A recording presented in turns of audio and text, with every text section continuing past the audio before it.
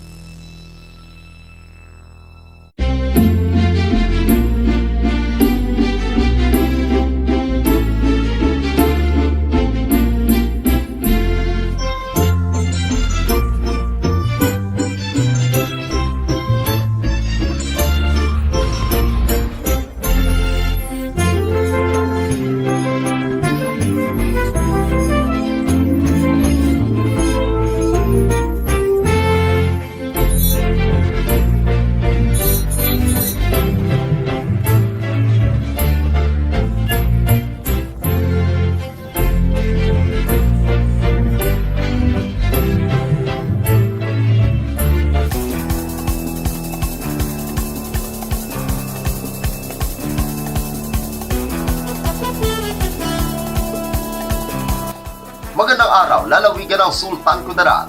Narito na mga pangunahing balita sa Sultan Kudarat Headliners ngayong Disyembre 23, taong 2023. Music Kapwa Year 3 ng JCI Campilan, tagumpay. Narito ang ulat. Naging matagumpay ang Music Kapwa Year 3 na inorganisa ng JCI Campilan noong ika-22 ng Disyembre taong kasalukuyan na ginanap sa Hives sa may Barangay Carmen, lungsod ng Tacurong. Sama-sama at tulong-tulong ang mga kasapi ng grupo sa aktibidad na kung saan ang bawat nais makiisa ay magbabayad lamang ng 200 pesos at may kasali ng inuman habang naaaliw sa mga magagandang musika na tugtog ng isang banda. Isa sa mga sumusuporta sa aktibidad ay si Punong Barangay Rafi Lacson ng Barangay Kalian at ilang mga manggagawa ng City Hall at mga kaibigan.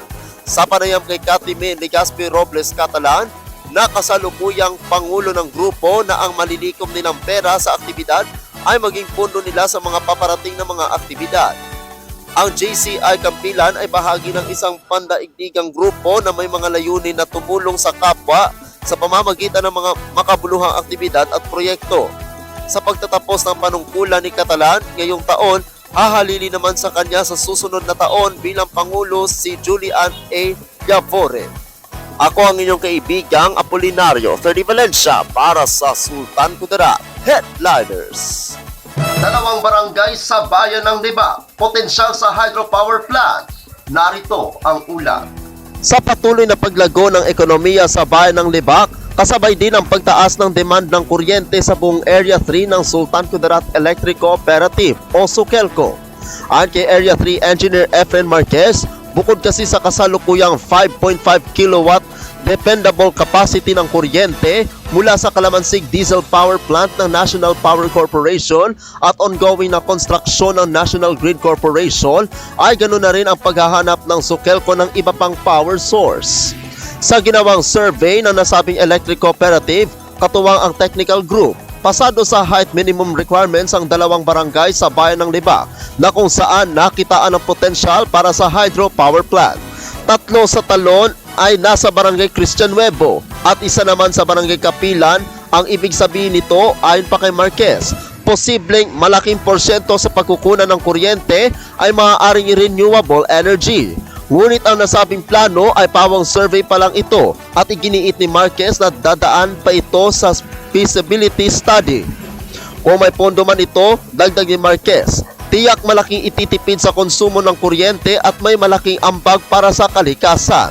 Ako ang inyong kaibigang Apolinario Terdi Valencia para sa Sultan Kudarat Headliners. Para sa uling balita, lalaki tinaga ng kanyang tiyuhin, patay. Narito ang ulat. Patay ang isang 32 taong gulang na lalaki matapos tagain ng kanyang tiyuhin sa bahagi ng Luminario Rice Mill, Purok Manga, Barangay Barurao 2, Bayan ng Libak, lalawigan ng Sultan Kudarat. Madaling araw kahapon, ika-22 ng Disyembre, kasalukuyang taon. Sa inisyal na ulat, habang nagiinuman ng dalawa ay biglang nagkainitan ng ulo at nagtalo. Dahilan para tagain ng sospek ang biktima na nagresulta sa agaran nitong kamatayan. Habang pasado alas 5 ng umaga kanina na matagpuan ng nakahandusay na katawan ng biktima at wala ng buhay. Kaugnay nito, kaagad na tumakas ang sospek matapos isinagawa ang krimen. Sa ngayon, nagpapatuloy ang hot pursuit operation ng Libak Municipal Police Station para mahuli ang sospek at mapanagot sa ginawang krimen. Ako ang inyong kaibigang Apolinario Terdi Valencia para sa Sultan Kudarat Headliners.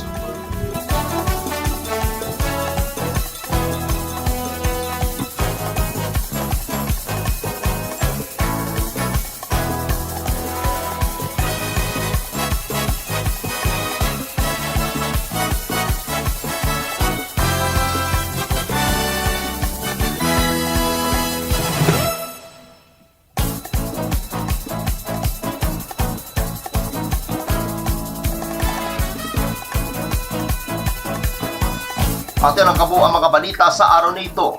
Mga balitang kailangan ninyong malaman. Balitang walang kinakampihan. Mga balitang totoo. Mga balitang may dalang aral at inspirasyon. Ito ang Sultan Kudarat Headliners. Hanggang sa Lunes, happy weekend. Maraming salamat at magandang araw, kaibigan.